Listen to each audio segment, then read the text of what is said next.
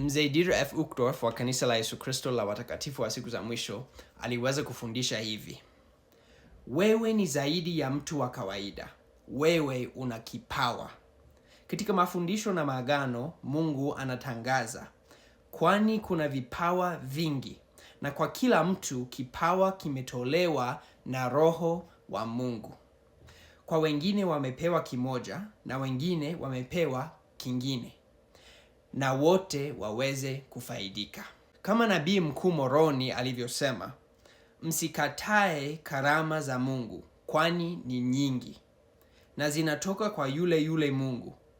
Vinaweza kujidhihirisha katika njia tofauti, lakini ni yule yule Mungu azitendaye kazi zote katika wote.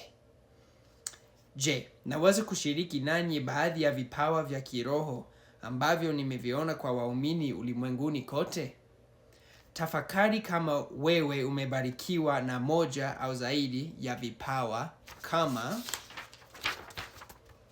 kuonyesha huruma, kuwatambua watu ambao hawatambuliki, kutafuta sababu ya kuwa na shangwe, kuwa mpatanishi, kutambua miujiza midogo, kutoa maneno ya dhati ya kusifu, kusamehe, kutubu, kuvumilia, kuelezea vitu kwa urahisi, kuwakubali viongozi wa kanisa, kuwasaidia wengine kuwa sehemu ya kitu.